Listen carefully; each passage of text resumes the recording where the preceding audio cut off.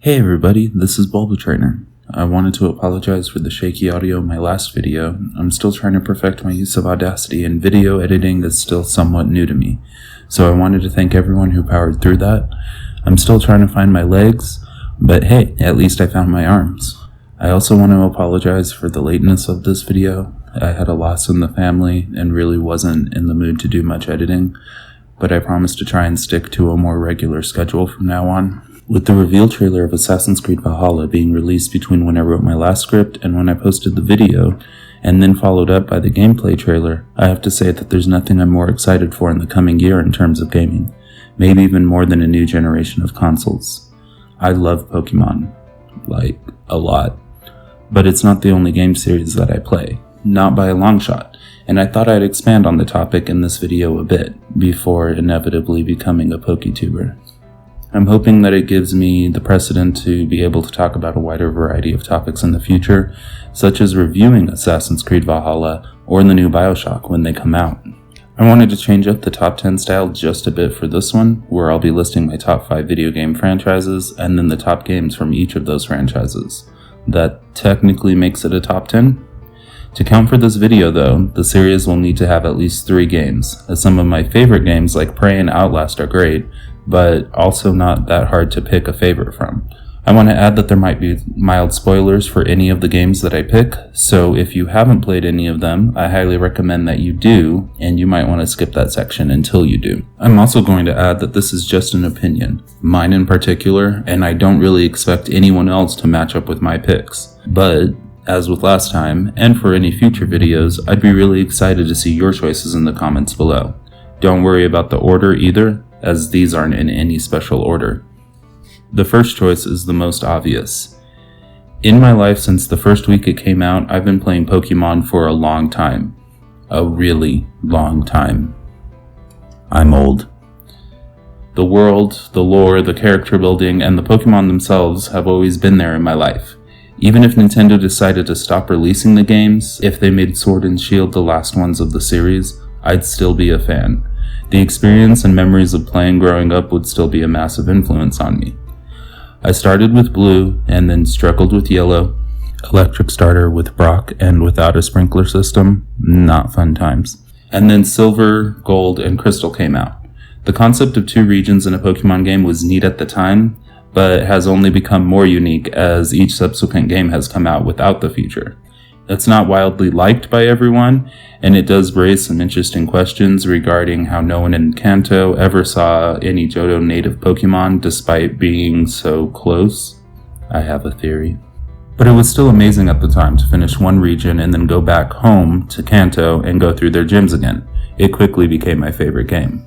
Soul Silver was my choice, as I've always favored Lugia over Ho, though I think Ho's shiny form is better, and I was not disappointed.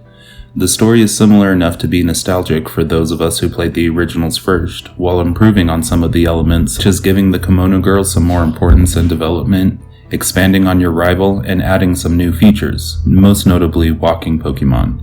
This feature had technically been around since Yellow, since it was meant to mimic the anime, and has seen a bit of use in the time since, but Heart Gold, Soul Silver were the first games to fully utilize the feature, and it was such an amazing addition, enough so that one of the first questions I've seen asked for every game since then has been, is it going to include walking Pokemon? Heart Gold, Soul Silver aren't without criticism, mainly revolving around Whitney not really becoming any easier, and access to anything beyond the Kanto and Johto natives being limited until you get the national dex and move into the post-game. While I was writing the script, ironically, there was a series of posts on Twitter talking about a theoretical game using all of the regions, and it got a lot of hate, mainly due to the leveling problems, which I admit could have been better, but after all these years and all the main series games and spin-offs, Soul Silver is still my favorite, and the one that I'm always down to replay at any given time. When I first wrote this script, I was going to have the Call of Duty series and either the first Black Ops or World War II here, but while I'll always love relaxing with a good team deathmatch, visiting Dunwall is a little better in my opinion, and that's because it's not. The world you explore in the Dishonored series is grungy, dark, rife with economic disparity, and a plague-like infestation of these creepy creatures called bloodflies. Corruption, coups, and cultish religions are the themes in this game, with a storyline that could have happened in the Middle Ages, and multiple endings in each game. The lore and world building in the series is phenomenal, despite being such a short series. And while no game in the franchise is bad, the second entry is by far my favorite. Taking the world that had already been built and expanding it perfectly, this game features 2 options for playable characters and several endings, as well as a compelling antagonist and overall amazing NPCs. In one level you might face unstable witches, in another the creepy clockwork soldiers, and then either a member of a street gang or a religious zealot, all while choosing between stealth or more direct options and being merciful or bloodthirsty. The world isn't as expansive or open as some other games, but the amount of detail and the art more than makes up for it. A side quest in the game involves collecting paintings, and painting itself is a key feature of the game's villain and final boss fight, and they're all incredibly detailed, thanks to the work of Cedric Peyravene, Veronique Meynot, Sebastian Mitton, Sergei Kolosov, and Piotr Yablonsky. I really apologize if I butchered any of those names. The depth that the art direction in the game brings you when you're playing is part of the reason why it's one of my favorites. I can get lost in the world of Dunwall for hours and always find something new or interesting to look at during my playthroughs. If you've never played before, even if you don't care for these types of games normally, it's worth at least one playthrough to see the steampunk and grungy world of Dunwall. Very few video game series can lay claim to the longevity of Link. At the time of writing this, The Legend of Zelda is the 15th longest running video game franchise and 3rd in Nintendo's list. I haven't enjoyed every adventure that Link has had, and if you say you have, I'm kinda skeptical since, this was a thing. But without a doubt, the series has certainly contained more gems than not, and has developed an impressive world built around the different ages and timelines. With a mythology that's expansive enough that some of my favorite channels cover the series almost exclusively, anyone of any age should be able to sit down with the title in front of them and find something to like about it. I know I sound like an advertisement, but it's that sort of simplicity that I enjoy about the series. With the exception of Breath of the Wild, I can usually just relax and let myself be carried along in the story and puzzle solving, and Breath of the Wild's exception is simply that the combat system is more exciting than before, leading to long moments of exploring, punctuated by a thrilling fight. But despite my love for the calamity-stricken version of Hyrule, my favorite remains Ocarina of Time. I can't tell you exactly when the first time I picked up the title was, but I remember being impressed with the graphics. At the time, trust me, they were good. And music as I conquered the first 3 dungeons, and I was content with the game. And then I pulled the Master Sword from its pedestal and activated the second half. With the length of games these days, it's very difficult to explain how exciting it was, but trust me, my little mind was blown. The 5 main temples and Ganon's castle felt like extra content, even though it was just the normal playthrough. Of course, these days most gamers are aware of Ocarina of Time, and more hours of YouTube have been devoted to the game than I can count, but it's popular for a reason. The upgraded 3DS version removed the few flaws that were troublesome in the first game, making it near perfect in my opinion. Even the fabled water temple isn't too hard in the original, just repetitive, and the unique and beautiful design of each location more than makes up for it. I still have fond memories of taking Epona over the wall at Lon Lon Ranch, trying to remember the quests for each of the bottles, and seeing how many gold Skulltulas I can find on my own before needing to pull out the guide. And the music?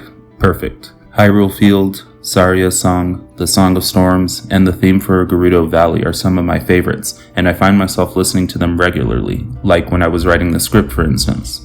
The use of music is and has been a main standard in the Legend of Zelda series for a while, but no other title has yet managed to perfectly capture my childhood curiosity and excitement as much as the Ocarina of Time soundtrack. I'm a history major. Don't ask me why it's taken such a long time for me to graduate, because that is a long and boring story, and every Assassin's Creed has a better one. Despite not being 100% accurate to history, there's still no better series for people who like to visit the past, and because of that, I widely considered it to be one of, if not my most favorite video game series of all time. Controversial video game opinion? Apparently the second. There's not a bad Assassin's Creed main series game. And no, Liberation doesn't count because it was a handheld title first. I know that in the fandom it's common to find people who hate 3 or Unity or Syndicate, but I'm not one of them. Even my least favorite, which is 3, I've played numerous times. I just find the story and mechanics to be lacking a bit.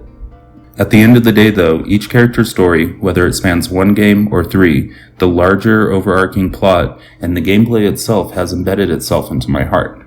I find immense replay value in every title and always have my copy ready on release day. The series is even the inspiration for this very video, as I'm really excited to get into Valhalla and post a review, with this video hopefully setting a precedent for future videos that may branch away from Pokemon from time to time.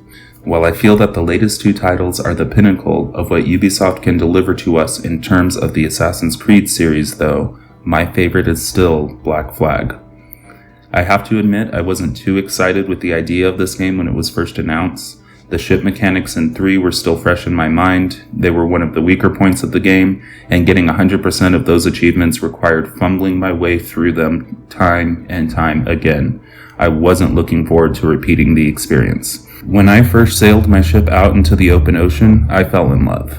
Ubisoft had fixed the mechanics and made pirating enjoyable. The story was interesting, showing the progression from pirate to assassin for the main character Edward. It also featured some of the most notorious pirates from history, such as Blackbeard and Anne Bonny. Despite everything else going for it though, the biggest draw to me is map navigation. Featuring the wide expanse of the Caribbean, I've spent days just sailing and being a pirate, and I mean that literally. I have somewhere around 100 hours in this game over the various saves that I've made, and most of that was spent out on the water just pirating. I even made it to the leaderboards at some point. It was fun and relaxing and still is. I even have some of the shanties on my phone to listen to when the mood strikes. And pro tip, if you watch Pirates of the Caribbean while actually being a pirate in the Caribbean, it'll totally make your life that much better. Assassin's Creed Freedom Cry was also initially part of 4's DLC and was a great expansion on the character of Adewale, who you meet in the main game. When taken as a standalone, it seems kind of short, but when packaged with the main game, it's a perfect complement. The series standards are all here, tailing, assassinating, and growing from a selfish young rogue into a disciplined member of the Assassins, but having the pirate overlay on the story really seemed to freshen things up, and I still like to jump on the Jackdaw from time to time to sail the open seas. And the scene at the end, while Anne is singing The Parting Glass, still gets me right in the feels every time. A short disclaimer. One of my goals is to not be too political here on my channel. However, this next game deals with some political extremism, and I may have commentary on that. It is not meant to be an indication of any political beliefs I may hold myself, and is merely meant to be commentary on the environment of the games mentioned. For every game on this list, I've devoted countless hours to initial playthroughs and replays, but BioShock without a doubt takes the cake. Again, I'm not going to put a seal on a number 1 favorite game, but I've played the entire BioShock series at least once a year, every year since Infinite came out, which would be more than any of the other games on this list, except maybe Soul Silver. What do you get when you combine political and social commentary, superpowers, and lots of guns? BioShock.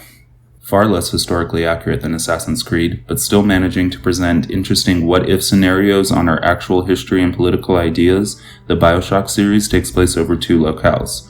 First, the underwater attempt at Utopia, spoiler, it failed, known as Rapture, which became victim to unbridled capitalism and then equally militant collectivism, and second, the ultra-fundamentalist and nationalist Colombia. Despite my immense love for all games in the series, I chose Rapture as my second choice. BioShock Infinite is the game that I enjoyed the most after all these years. From the moment your rocket crosses the cloud barrier with that all too familiar hallelujah, up until the time-jumping conclusion, I never get tired of going through the city and watching as the facade burns away in a brutal revolution, all while going through the journey with Elizabeth, as she loses her initial innocent view and accepts the cold nature of reality that even she, with all of her abilities, can't escape. I found the vigors, the powers you use in the game, to be more well-rounded than in the previous titles, and even though the game received criticism for its more linear storytelling and the changes it made to the gameplay of the series, I find myself often just being pulled along with the narrative in such a way that I don't miss the more open world of the first two games. Columbia is beautiful, even if its people and its premise aren't. The way the story was written was different, and I'm accepting of that fact, and the narrative and characters really wouldn't work in an open world environment the way the previous games had been set. The twists may not have the same impact on me that they once did, and I can probably recite the ending word for word, but the story and world itself still reveal new things to me every time I go through it. And I don't feel that Infinite has lost anything that the previous games had. Even though you don't ever directly fight Songbird, he's still an amazing character. Even though you don't have to protect Elizabeth, her presence on the battlefield still can make you feel anxious. The music is a huge part of that, and the amount of detail that they put into this game makes it worth multiple playthroughs, even if you don't play it as much as I do. So that wraps up this list. Again, part of this video was setting a precedent so that when I do talk about other games, it doesn't feel like it came out of nowhere. But I also think it can help me grow as a channel by giving you some insight into why I prefer the things I do, so that maybe when I'm talking about Pokemon, you understand why I make the choices I do. I really hope you enjoyed it. I'm new to this, so I'm gonna need your help. I was actually kind of nervous about this video, wondering if someone visiting my channel for the first time would roll their eyes at the seemingly random type of content I'm putting out. But I can get better if you leave a comment, and let me know if this is the type of thing you'd like to see more of, or if I should just stick to Pokemon vids. If you did like this video, make sure to leave a like so I know. Regardless of whether or not you did, please subscribe to see more, share it with your friends, stay safe, and I'll see you next time.